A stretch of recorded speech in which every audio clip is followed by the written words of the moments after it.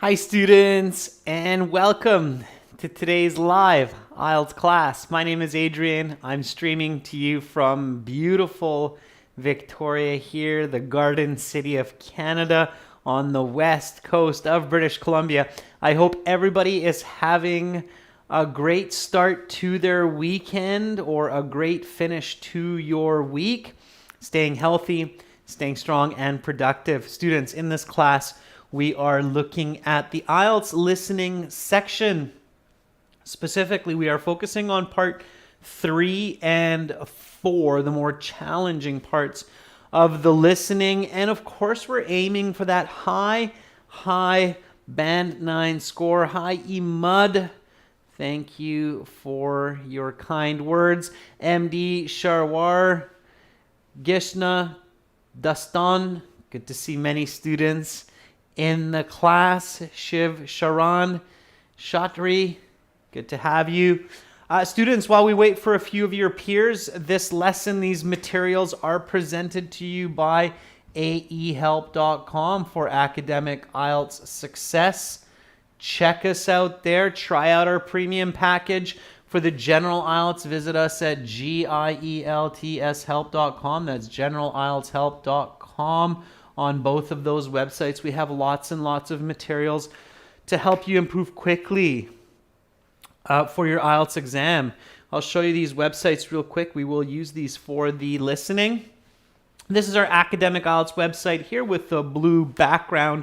You can click this big red button to join our premium package. It is a one-time payment for lifetime access. We are an official British Council IELTS registration center, certified agents. We have hundreds of students that study with us every day. You can check out their testimonials. We have lots of success stories. For the general IELTS, you can visit us here at gieltshelp.com. It's the green background. Again, click that big red button. One-time payment for lifetime access. Well worth it. Okay. Toya Han says, some people say that IELTS listening, it doesn't matter if you write the answers all in capitals or small letters. Toya, you can write all in capitals.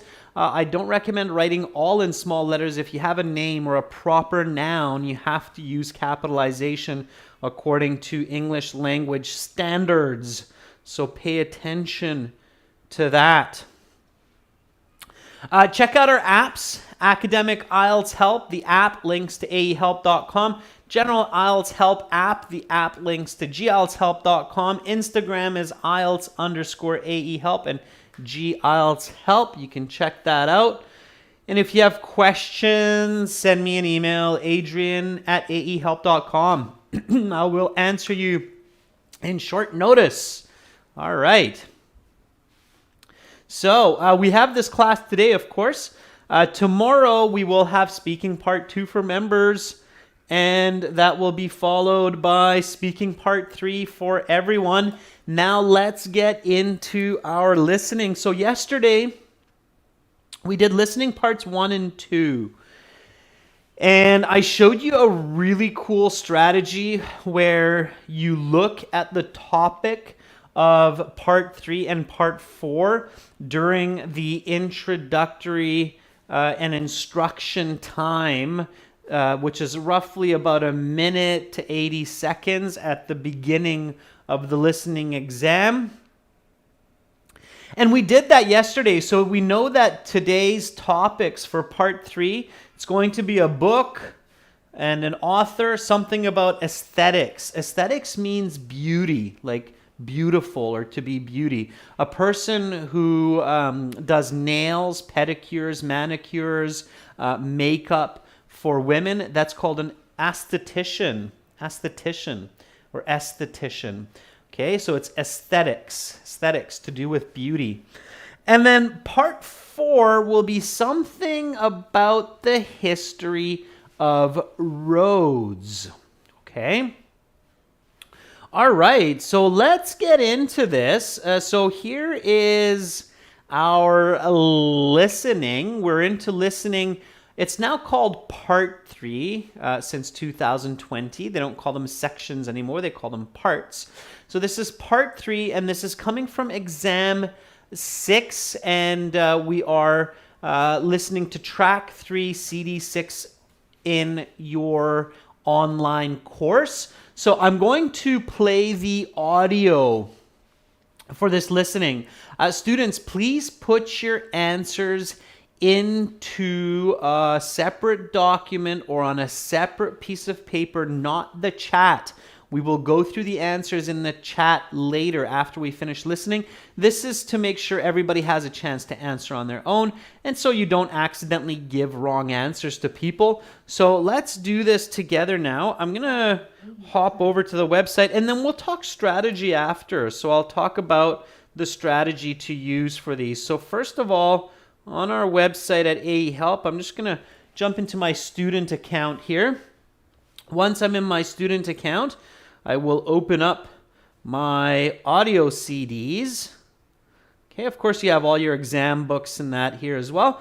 And then you have your internal player on the website. So we will go to CD6 and we're into track number 3 here. Okay, so if it's quiet for you, make sure you turn up the volume, use a headset if possible. Here we go, everyone. Let's do this. Now turn to section 3. Take some time to look at questions 21 to 26.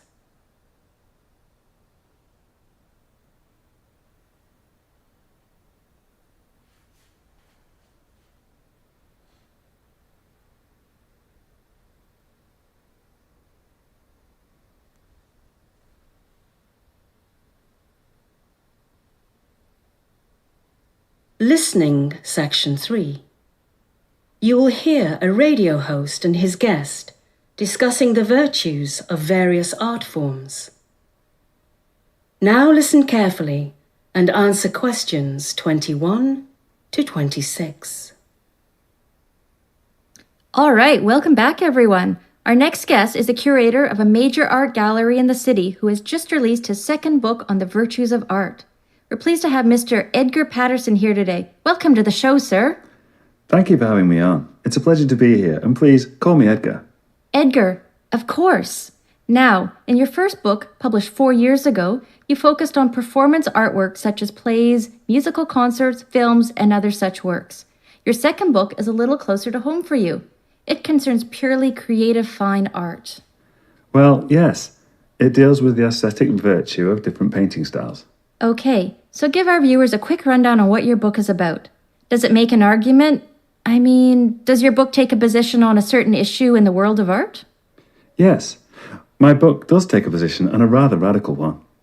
The main thesis of my book is that the meaning we associate with a painting exists purely within ourselves. This is in stark contrast to many commentators who believe that the author of a painting gives the painting its meaning. Under this framework, if an artist intends his painting to represent the fear of an orphan child, then this is the one and only meaning such a painting can have. We might call this the intention theory of art. Conversely, my theory is that no matter what the intention of the author is, the meaning of the painting comes from the viewer. The meaning is exactly what the viewer thinks it is. This solves an important problem with the intention theory of art, namely that we do not have access to the mind of the artist, and therefore we do not have access to the painting's meaning at all. Very interesting, Edgar. But doesn't the intention theory work as a sort of grounding for artistic analysis? What I mean is, while we might not know the meaning the artist intended, isn't the point of art to try to discern this meaning? If art is just whatever we want it to be or feel it as, doesn't that somehow make it less valuable? That's an astute critique of my position, but one I have an answer for. My response is that art is not merely what we want it to be or feel it as. We can still participate in our critique and interpretation. All I want to say is, in the end, it is up to us to discern the meaning and value of paintings on our own. You now have some time to look at questions 27 to 30. If it's not clear for some of you, just adjust your resolution to 720p in your YouTube settings, okay?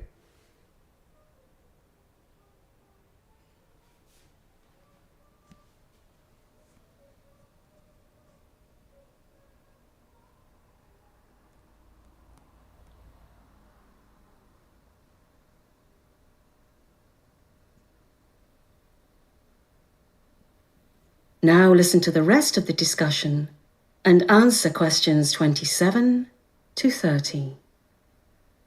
Now, let's talk about one type of controversial art, abstract art. How does your, can I call it a subjective theory of meaning? Yes, that is fair. Okay. How does your subjective theory of meaning apply to something like modern or abstract art? Art which doesn't tell an obvious story or have a clear meaning. Many people think that such works of art have no meaning at all. It's certainly an interesting case, but one which my theory is well matched to deal with. You see, abstract art has its critics. Like you say, they think it has no meaning at all. However, other people think abstract works of art have all sorts of meanings.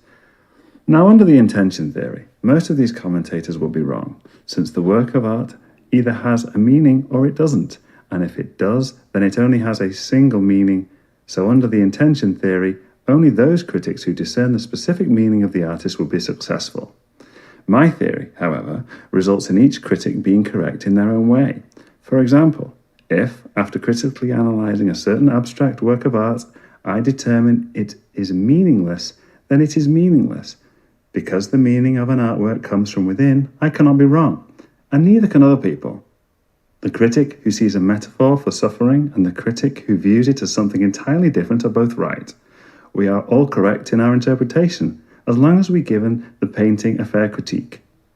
What do you mean by a fair critique? Well, I mean it is not enough to merely look at a painting and write it off immediately as meaningless. One must go through a certain process. That said, there are certainly other things. That is the end of section 3. You will now have half a minute to check your answers. Use that half minute to check your answers. All right, now that seems a bit difficult and challenging. Lots of tricky words. Many people are not that interested in art. However, you have to be ready for any kind of topic in IELTS, and even if it seems a bit difficult, don't panic. So don't freak out. Don't be like, oh, I've never been to an art museum. This is terrible. I'm done. I'm finished. I'm just going to guess all the answers.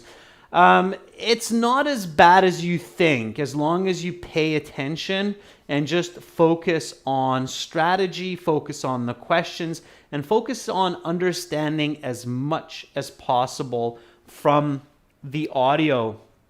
So let's go back. Let's answer these questions together, and then I will give you some strategies as we progress. Okay? All right.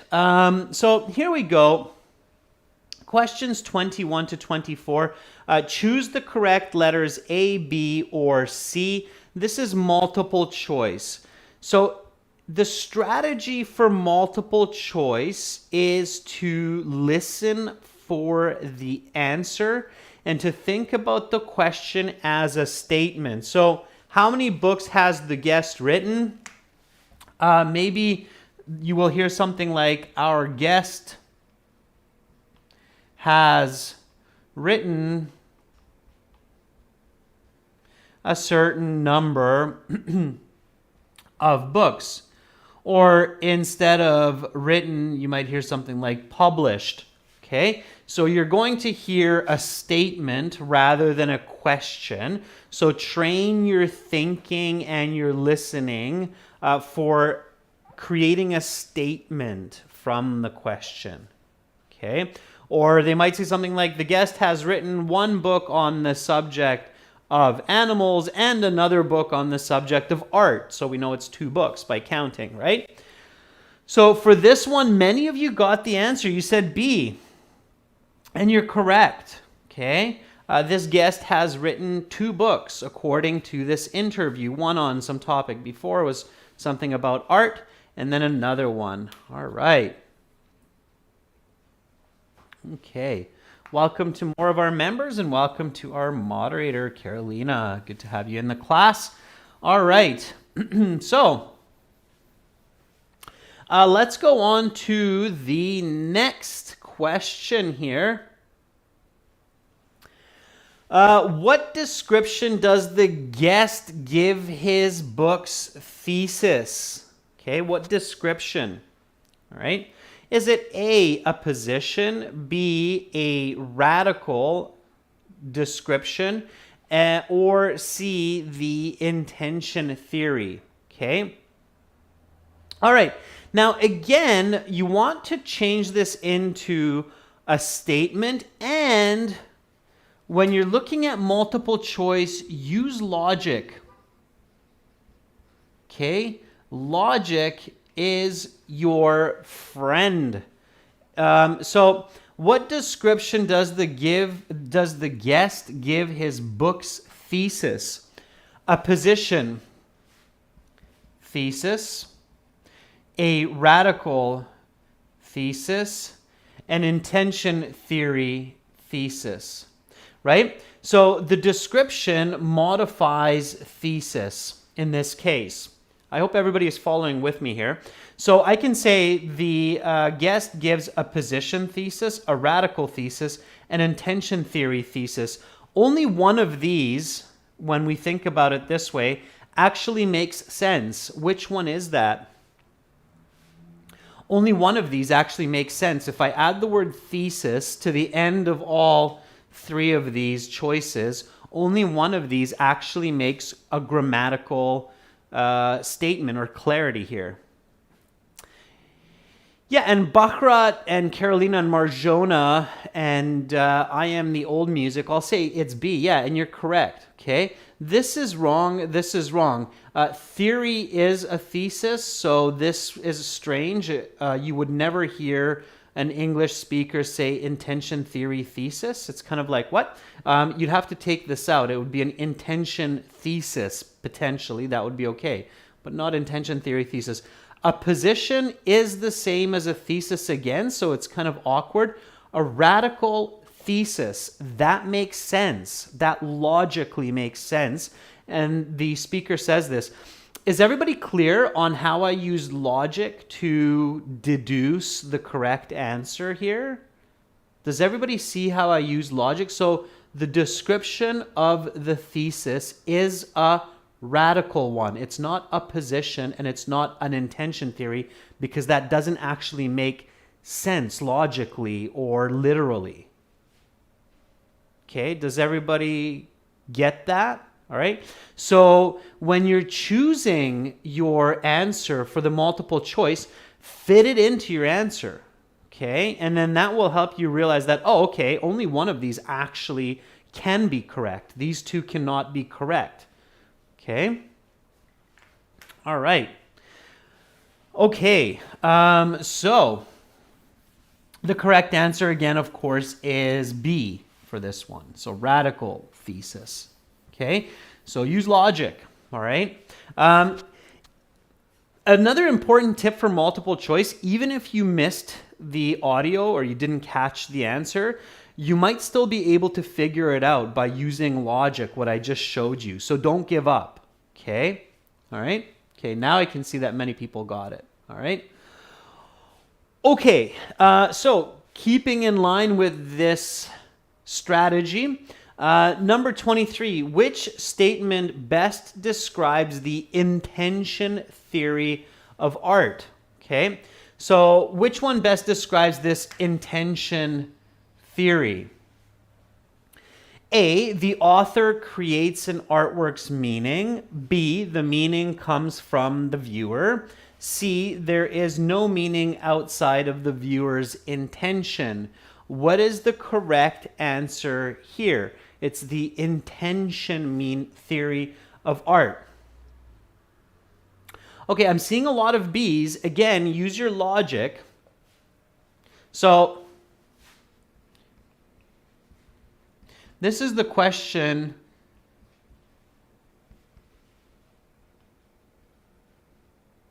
that I would ask myself here.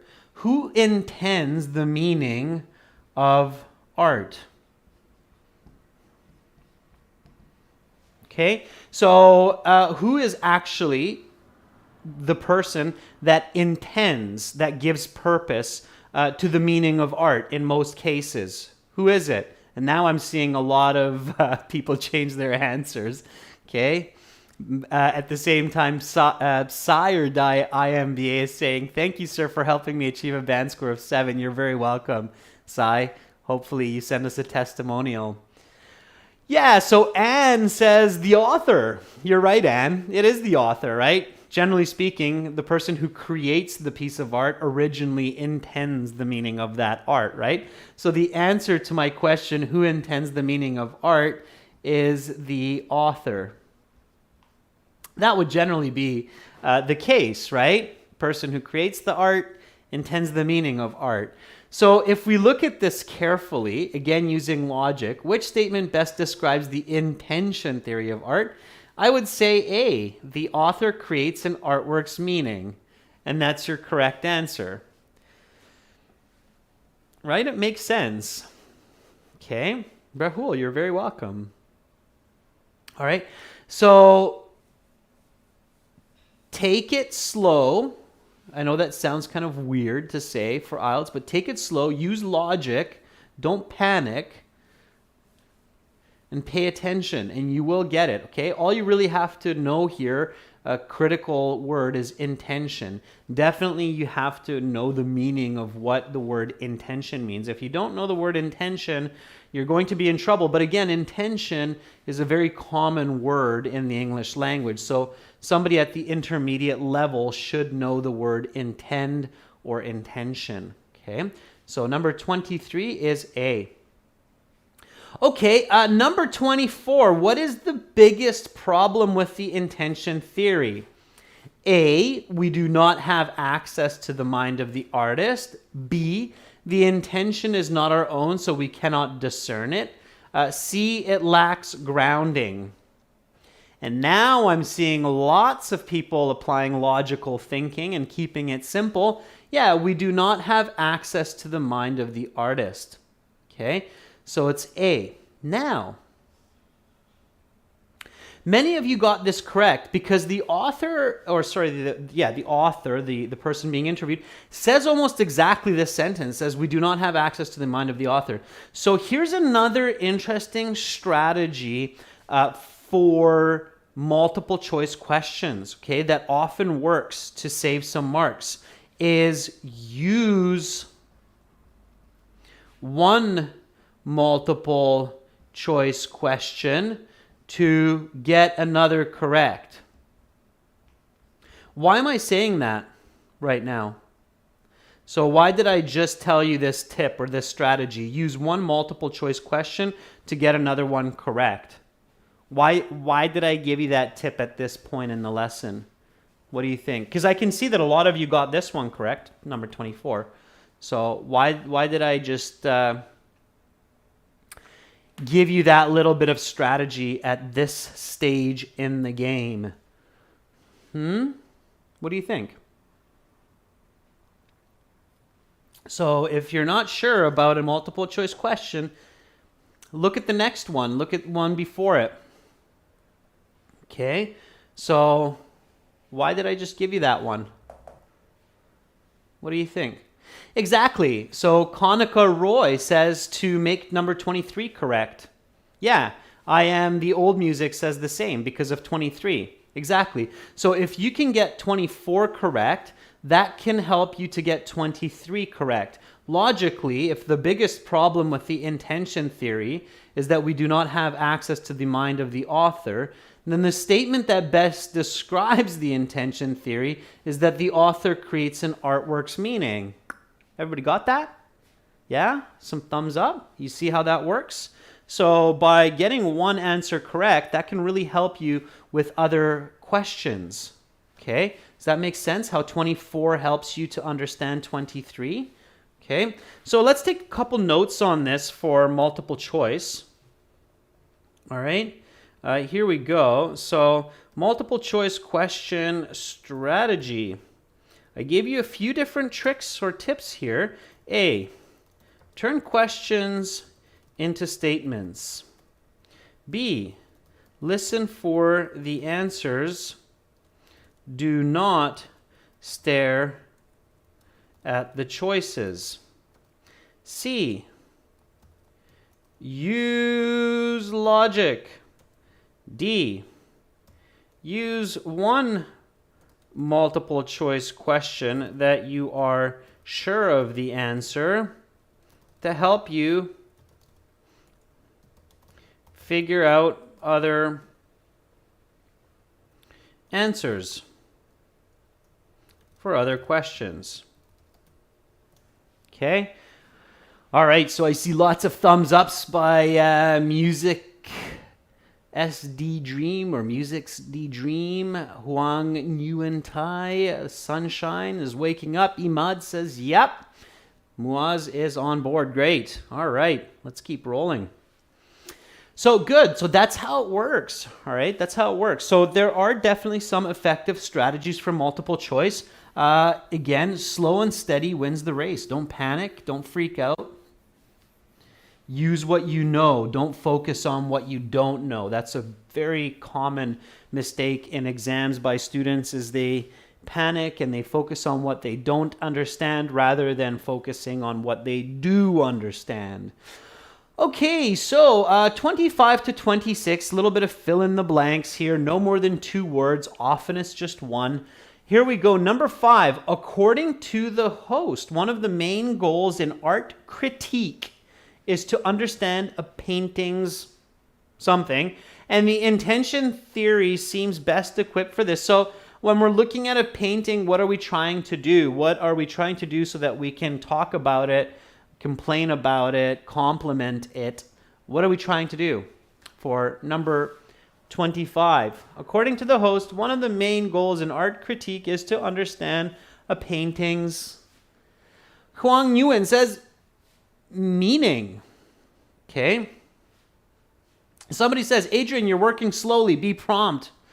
No, I'm not working slowly. I'm being comprehensive, and I'm keeping in mind the different levels of different students. So take away what you can is the trick. Okay. So number 25 is meaning. Yeah, absolutely. Okay. So again, when you fill in the blank, reread the question with your answer to make sure that it makes sense, both in context and with grammar. Okay? So according to the host, one of the main goals in art critique is to understand a painting's meaning. And the intention theory seems best equipped for this. Right. They mention this word over and over again. So when you hear the same word time and time again, there's a very good chance that it will be one of the answers in the listening. Okay. Meaning. All right. Okay. Next question. Number 26.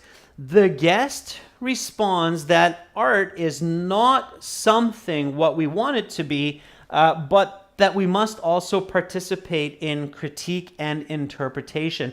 Here, they're looking for a specific word. You actually had to catch it from the audio from the speaker. If you didn't, then, well, you're going to miss this one. So this is purely listening and catching the answer for this one. And Marjona says that word that the speaker uses is merely. Yeah. Okay, merely is a synonym of the word just. Okay, and again, reread with the answer. So the guest responds that art is not merely what we want it to be, but that we must also participate in critique and interpretation. Very, very good. Okay, so not merely what we want it to be, but we must also participate. Okay, let's keep going here. So after these questions, we had this chart. Okay.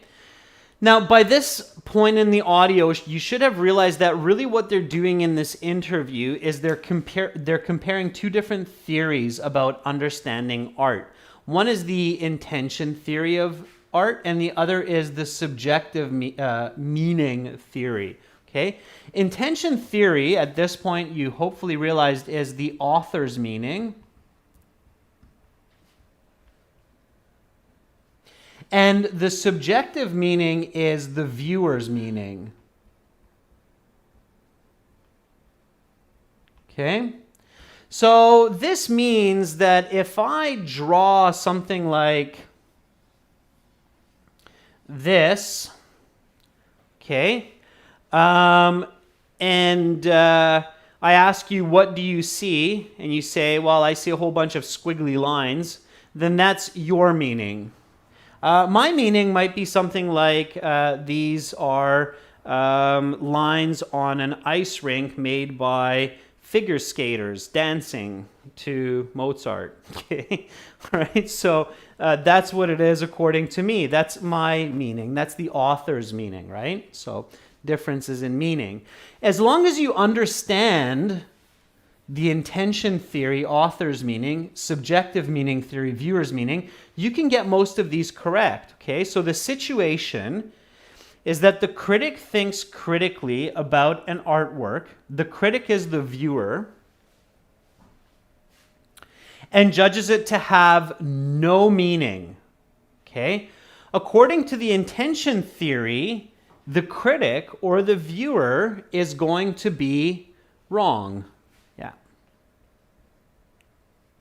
Okay.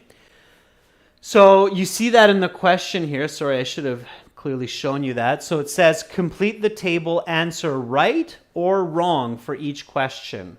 Okay. So here, it's wrong. Why? Because the author has meaning. The author always has meaning. Okay, they discuss that in the audio, right? So the author always has meaning. According to the viewer's meaning, they're right. Okay, it's just squiggly lines. It has no meaning. But according to the author's meaning, my squiggly lines are the lines made by the skates of an ice skater or dancer dancing to Mozart. Okay, all right. So number 28. The critic does not think critically about an artwork and judges it to have no meaning. So the intention theory says the critic is wrong because all art has meaning according to the author. The subjective meaning theory, the viewer's meaning, we have to be careful here, does not think critically. So according to the speaker, number 28 is also wrong.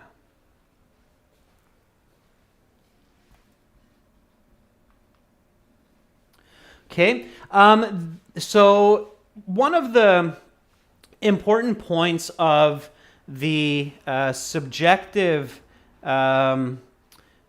meaning theory of art is that the critic, the viewer, has to think critically about the art. So you have to take time to analyze the art. You've probably seen some of these interesting pieces of artwork where you have that, let me see if I can kind of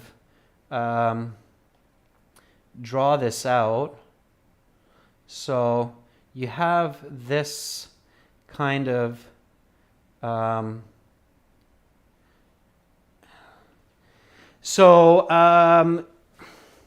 so here you have a drawing. Some of you have probably seen these kinds of drawings where it's like, okay, what is this? And some people say it's a vase, okay, to hold flowers. Okay. Some people say it's actually two people looking at each other. So there you have their faces, right? So it's two people. But if you are looking at this and you're not carefully looking at this, you'll never see those two people because you didn't take time to actually see the two people looking at each other, right? So Adam says it's someone's head. So here again, the subjective meaning theory says that you're wrong if you say it has no meaning if you don't take time to look at it. Okay, does that make sense? All right. Okay, so again, critical logical thinking. IELTS is not just a test of English, it is a test of communication. It's also testing your thinking. That's why there are two versions, academic and general. So yes, you have to train all of that for Band 8, Band 9 scores. Okay? All right. Now, the critic understands the author's meaning. So according to the intention theory, number 29, Ali Hayati says they're right. So if I draw a stick man and all of you say, hey, that's a smiley, happy stick man, then you're right. That's what I drew. I'm not going to lie to you. I'm not going to say it's a rocket ship. Okay? That would just be nonsense. So if you say, oh, Adrian drew a happy face stick man, you're right. That's what I did. Okay? All right. So those were the answers. Okay, now question 30. It's a tricky one. Okay? So question 30 is what IELTS calls an inference question. Inference question means that you have to understand the audio, the content, and from the content of the audio, you can figure out the correct answer. Again, it seems tricky, but it's not so bad. Just really kind of pay attention to it, okay? All right, so an art critic is viewing a painting for the first time and wants to critique it using the subjective meaning theory. Determine whether the critic has satisfied the constraints of the theory with regards to his critique of the painting. Write the correct letter, A or B, next to question 30. Here we go. So A, the critic has satisfied the demands of the theory, or B, the critic has not satisfied the demands of the theory. Number 30, the critic looks at the painting for a moment and concludes from his initial impression that the painting lacks aesthetic value. So the viewer checks out the painting quickly and summarizes from the first thought that this painting does not have anything beautiful about it. Okay, so I paraphrased it. All right. The correct answer there, Adam says B, Konika Roy says B is correct. Old Music says B, Ali Hati says B. A lot of you now say B. Yeah, B is correct because as we just discussed, you have to take some time to look at the artwork. You can't just take a quick glance at an artwork and say there's nothing there. Okay?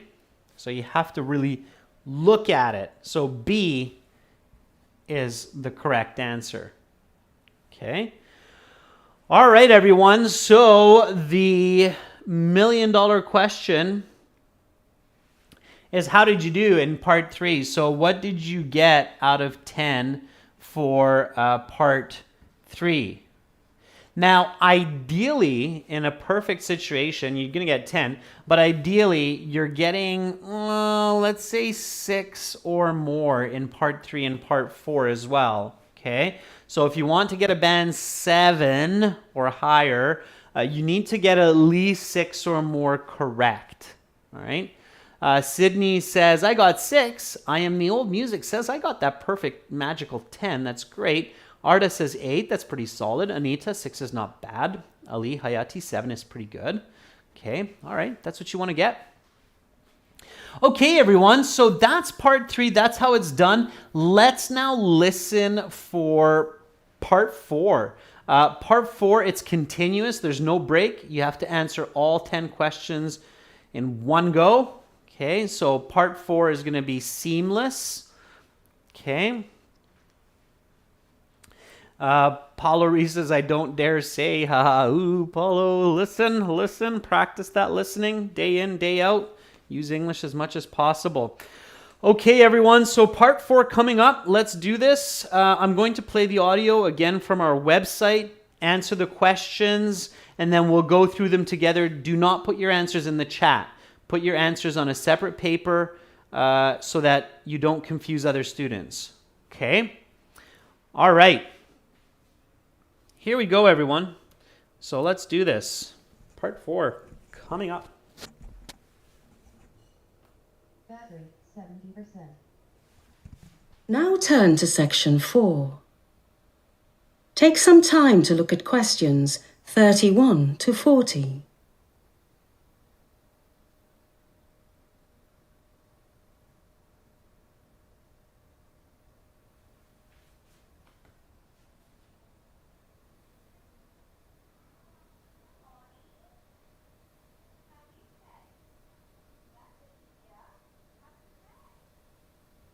Listening Section 4. You will hear a lecture about road infrastructure and its connection to economic prosperity. Now listen carefully and answer questions 31 to 40. Roads have been connected to economic prosperity for millennia. The first roads were thought to have been created by repeated animal grazing and then utilized by humans as ready-made routes for travel between adjacent lands. These roads, evidence for which exists going back 12,000 years, were likely not connected so much to economic prosperity as to survival itself. These roads allowed hunter-gatherers faster access to greater swaths of land. The first paved roads were used in ancient Egypt about 4,500 years ago. Historians theorize that these roads were the first roads used for trade in our history. These roads also would have been used to transport items, such as building supplies.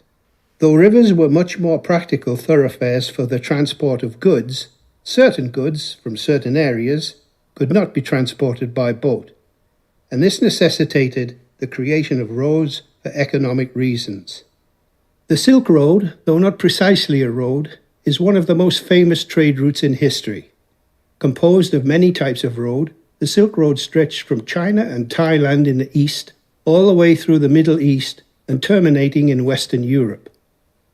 These different routes of the Silk Road brought myriad items from the east to the west, including, of course, silk. This brought economic prosperity to China and surrounding regions for many centuries. The Silk Road was so valuable for commerce that it persisted for over 1,500 years. The Roman Empire was the first major manufacturer of a system of roads. At its height, the Roman Empire contained 29 major roads, totaling over 75,000 kilometers. That's enough road to go around the world twice. Notably, this is almost the precise total length of the modern United States interstate highway system. These roads connected the vast lands of the empire and brought an intertwined economic prosperity to the diverse regions of the empire. Furthermore, the roads were used for military transportation, giving the Romans a massive strategic advantage over their less advanced adversaries. Through the Middle Ages, roads continued to be built and used for trade and commerce, though technological advances were virtually non-existent. Though tar-based roads were used briefly in the Arab Empire in the 8th century, this technology would not take off for another millennium. Today, our roads and highways connect our communities, countries, and economies. They are the modern trade routes by which we are all connected to each other. The modern world would not be possible without the vast expanse of road infrastructure. One interesting development in the history of road infrastructure was the advent of underground systems. The first such system, the London Underground, opened in 1863. Such subterranean routes greatly increase the volume of human life that a city can sustain, thus increasing that city's economic output. London would not be a fraction of the economic powerhouse it is today without its underground rail system. The same can be said for virtually every other major economic centre. Underground systems are the next generation of economic generators. While roads move goods which create economic prosperity, underground systems move human capital, which creates further economic prosperity. What is the next great advance in ground transportation? Some futurists have theorized about a system of tubes propelled by air pressure or other means, which would transport individuals vast distances in short times. Such a system could move humans at unprecedented speeds, perhaps with an economic footprint far less than that of subterranean networks. Such tubes could even be built underwater. Imagine such a system connecting New York to London or Tokyo to San Francisco. It would be incredible. Whatever lies ahead for humanity, roads have gotten us to where we are, and they are very likely to play a prominent role in getting us to where we will be next, in one form or another. That is the end of section 4. You will now have half a minute to check your answers.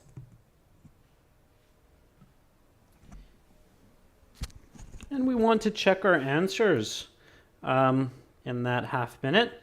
Stop the audio at AE help there. And let's go through the answers together. So section 4, write no more than 2 words for each answer. Let's do this. What phenomenon created the first roads? It was 2 words. Again, if you're thinking about history, logic, if you're an outdoorsy person, you should have gotten this correct. All right, gamer, I'll keep you in my thoughts, keep my fingers crossed. Rumnik says animal grazing. Very good, Rumnik. It was animal grazing. So animals looking for food. Animal grazing created the first roads. Animals eating the forest, creating paths. Yeah, animal grazing. That still happens today. In forests, animals create kind of trails that then humans can follow through the woods. So animal grazing is correct. 2 words. Okay. Though roads were necessary for the transportation of many goods, what was a much more practical thoroughfare for the transport of goods in ancient times? And in fact, even today, if we think of the Suez Canal or the Panama Canal, we still find it one of the most efficient means for transporting goods. Some of the larger ones like the Nile and the Amazon and the Danube still being used for these kinds of the Yangtze in China, of course. Okay. Carolina says 32 is rivers indeed, and Ali is correct. Maitra is correct. They're rivers. Yeah, in plural, you can count rivers. So rivers. Yeah, rivers. All right. Now, for the next one, you had to get the correct letter here. So don't write the Roman numeral, write the letter. Okay, so which of these roads total approximately 75,000 kilometers? Number 1, the United States interstate system. 2, the ancient Egyptian road network. 3, the ancient Roman road network. 4, the Silk Road. So you should have caught this. It wasn't too bad. A is 1 and 3, so ancient Roman and United States interstate. B is all of them, and C is all except for the ancient Egyptian road network. The correct answer for this one was A. So, and they make that comparison. The speaker says the ancient Roman road network was roughly 75,000 kilometers, which is enough to go around the world twice, or equivalent to the current United States interstate system. Okay, so the correct letter here was A. The speaker does not say that about the Silk Road or the ancient Egyptian road network. Okay, 75,000 is a lot. You have to have very advanced civilizations for that. Romans and US today would be that. Okay, Romans were very advanced for their time. Learning a bit of Roman history is a good idea. Okay, so cool. So A, 1 and 3. 2 and 4, no. Okay, it should not be C because the Silk Road was not 75,000 kilometers. Okay. Silk Road was long, but not 75,000 kilometers long. Okay. All right. So here we go. Next one, it was 2 questions. Okay, it's worth 2 marks. So if you're doing the paper-based exam, make sure that you clearly have 2 answers here. What were the 2 benefits of the Roman system of roads? Take some notes. When you're doing this, they said the economic prosperity of the empire, not the city of Rome, but the entire Roman Empire. So that's wrong. Okay. The increased mobility of the Roman armies, absolutely, right? If you have the Roman Empire, you've got lots of roads. One of the big reasons for that is so you can move your armies around, okay? So B is good. Rapid technological advances, perhaps, but I don't remember hearing that. The importation of luxury goods from China, maybe, but I didn't hear that either. The broad economic prosperity for the empire. Yeah, so that I remember, okay? That's the more encompassing correct term. So B and E, you could write E and B if you want. Doesn't matter. You just need the two correct letters. Okay, so B and E. B and E, or E and B. Up to you. Okay.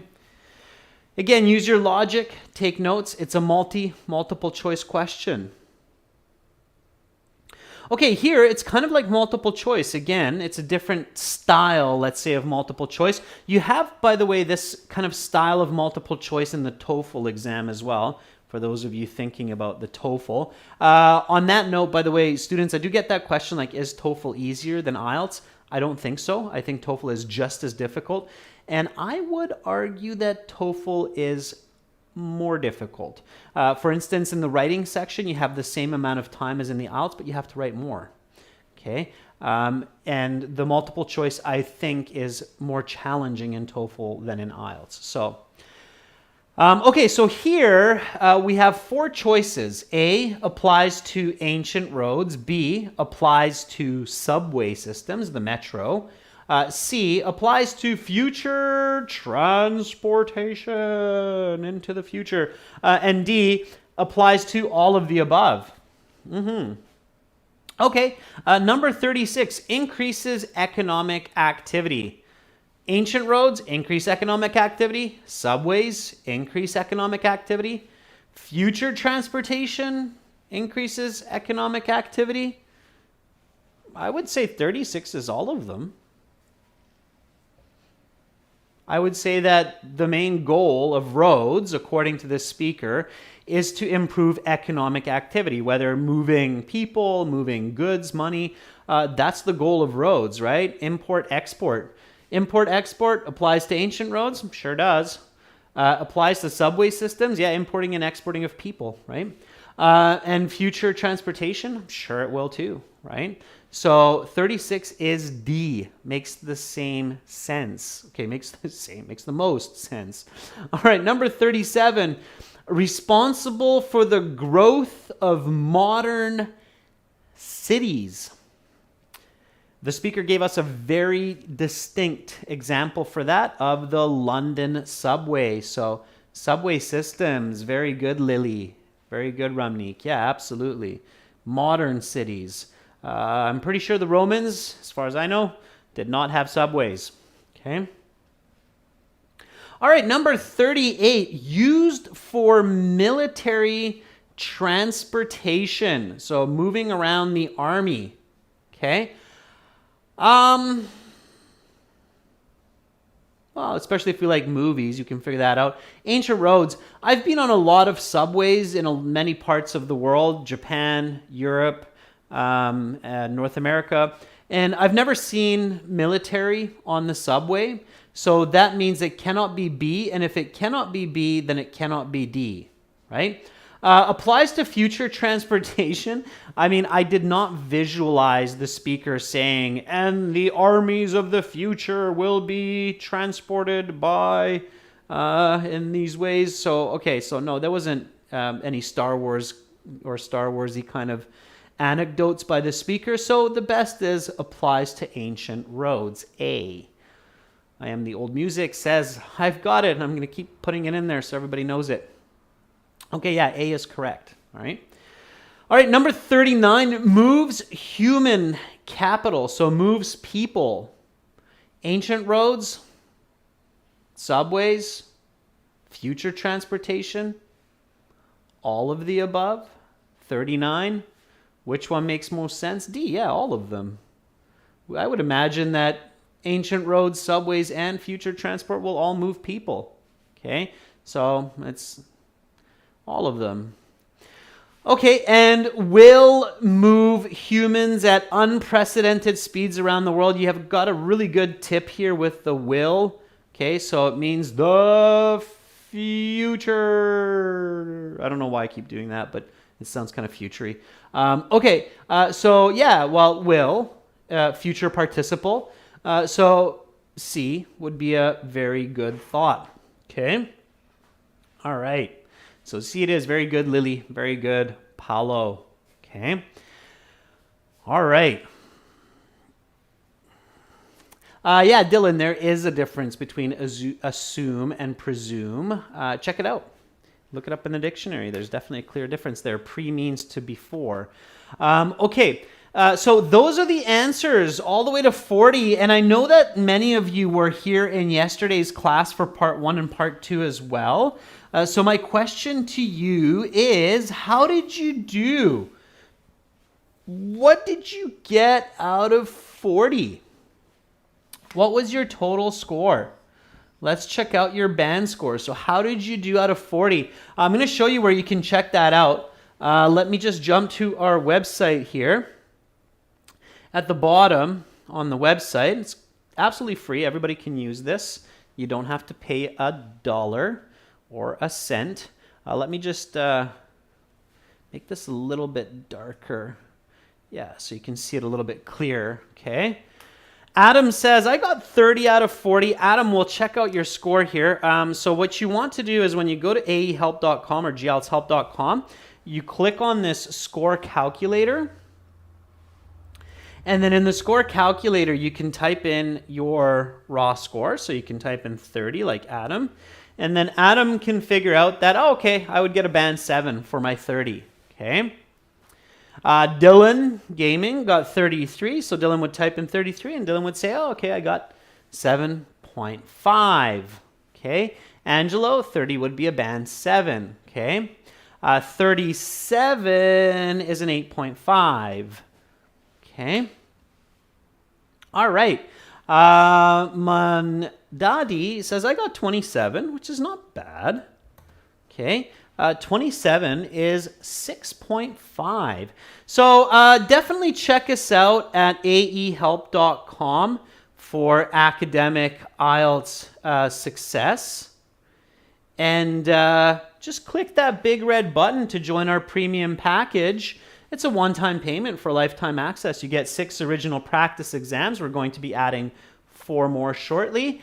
And for the general IELTS, check us out at gltshelp.com. It's the green background. Again, you can click that big red button. It is a one-time payment for lifetime access. Thank you very much, everyone, for participating in today's class. I will be back tomorrow with speaking part 2 for members and speaking part 3 for everyone at this time, giving you tips and strategies. So hang around in the week, come back tomorrow, and learn some more. That's it for me for today. Let's brighten up the day here for the goodbye. There we go. Now you can see me a little bit clearer.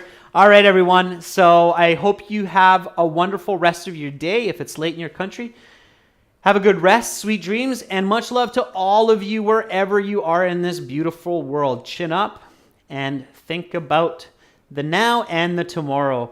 Bye, everyone. I'm Adrian, signing out from Victoria.